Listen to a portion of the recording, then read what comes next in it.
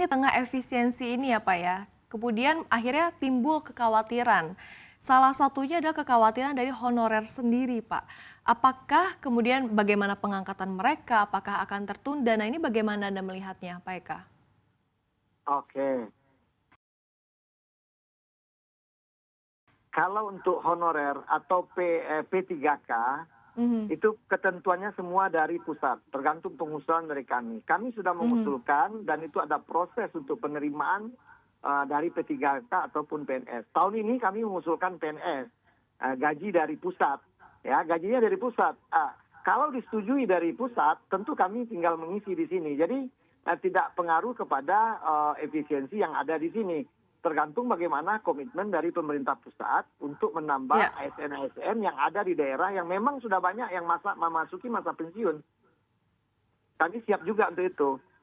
Terkait tenaga honorer, itu sudah ada diatur bahwa yang mhm. melebihi 2 tahun itu sudah masuk di daftar di BKN sana. Itu tidak bisa kita berhentikan dan itu sudah masuk. Terus ada lagi tambahan kita melakukan outsourcing, ya seperti di rumah sakit, ya Iya. rumah sakit daerah, rumah sakit umum daerah, di Satpol PP dan lain sebagainya yang memang kami melakukan outsourcing. Itu Baik, Mbak. Pak Eka, artinya jika dari pusat sendiri ini tidak ada bantuan begitu ya, atau bahkan tidak ada anggarannya, apakah ini ada potensi bahwa honorer ini akan ada penundaan pengangkatan begitu Pak Eka?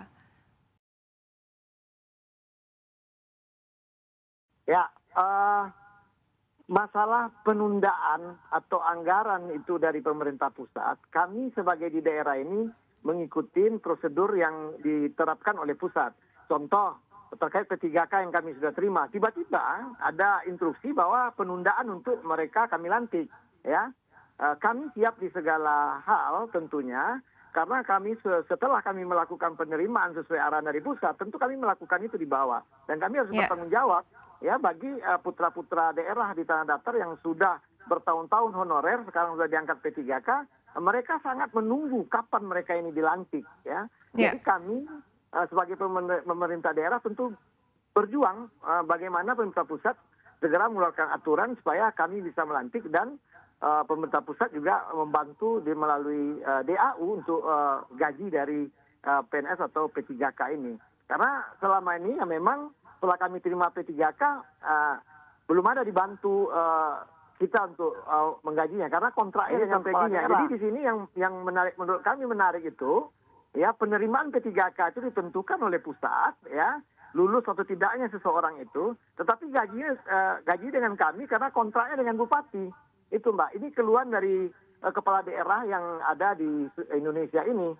Saya sebagai advokasi juga perlu memperjuangkan ya diberi kewenangan ke kami untuk menerima P3K ini dan juga dibantu untuk menggaji. Ini malah tidak, kami tidak ada kewenangan, kami hanya membuka Mbak, membuka formasinya sehingga ada yang lulus tes, tapi yang menentukan lulusnya dari pusat. Itu Mbak. Nanti ya. ketika mereka sudah lulus, mereka dilantik, gaji kami yang mikirkan Mbak. Nah, ini yang selama ini kendala dari kepala daerah. Saya ini sudah periode kedua ya Mbak ya. Jadi pada periode Ya. pertama itu yang kami sangat memperjuangkan supaya P3K ini ada campur tangan kami lah. Bagaimana juga kami bisa bersikap menentukan tentu yang sesuai dengan regulasi yang Baik, Pak Eka. dicalonkan.